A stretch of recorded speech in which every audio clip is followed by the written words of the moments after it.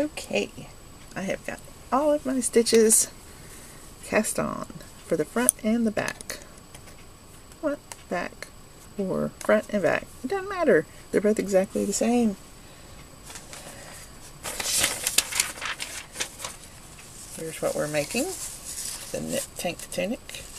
A free pattern on the Yarnspirations website.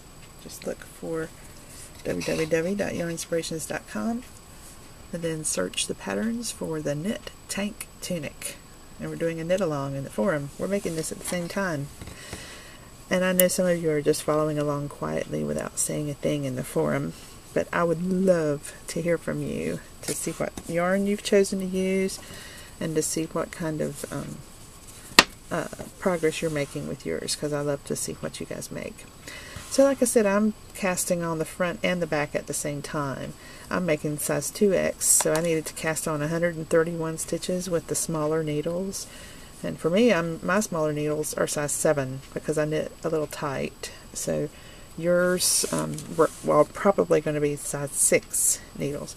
And I've cast on both the front and the back because I want my stripes to match, my colors to match. If you're using Caron Simply Soft in a single solid color, you're not going to have to worry about matching stripes. So I've added a little extra work on my end. So what I did when I cast on, before I started casting on, I looked at the yarn to see where the color changes took place, and you saw that in the last video. And then I pulled out enough to cast on 131 stitches for both of them, and here it is all cast on.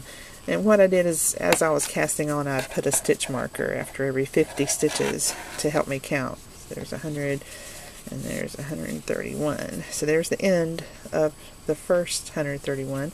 And then I got the other skein and I cast on 131 with that. So now I'm ready to start knitting. And when I knit, what I'll be doing is I will knit with the yarn from that ball over there until I get to where the break is. And you'll be able to see the break because of where your yarn is hanging down. But after a while you can put a stitch marker in between there if you want, and that'll help you remember, because we're going to be removing these. I'm going to be removing these stitch markers as I knit my first row, so I'll probably put one stitch marker in between the front and the back. So I'm going to be knitting. I'm using circular needles because I like to use circular needles. I don't have to worry about losing a needle. And it's easy to pack up my project in a bag, and I don't have those great big knitting needles hanging out. And plus I was able to cast on 261 stitches with this needle, and it's only a 24-inch needle. So that's the other reason I like circulars. I can cast on a whole bunch of stitches. In fact, we use needles like this for knitting blankets for charity. The oddball blankets that we send from house to house, and when they're on circular needles like this, they're easy to mail because the long needles are impossible to find packages for that are easy to mail.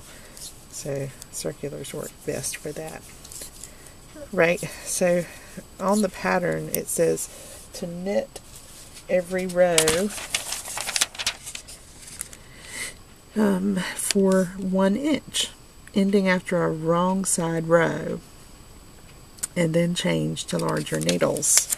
So you don't have to do anything to make something be a wrong side row. They're just letting you know that after you finish your 1 inch of knitting, then you need to specify that side as the wrong side. So I'll show you how to deal with that when we get to that point. But for now, all we're doing is just knitting until we have 1 inch of knitting up that way. So what you'll do is you'll measure from the bottom of the knitting to the top of your knitting needle, and that will be 1 inch. So I'll see you in the next video when we have 1 inch knitted for both the front and the back. Now you can just knit one side at a time. You can just knit the back right now if you want, but I'm doing both at the same time because I want to be able to finish my garment all at once without having to start the front section after finishing the back, because they're exactly the same. See you in the next video. Bye.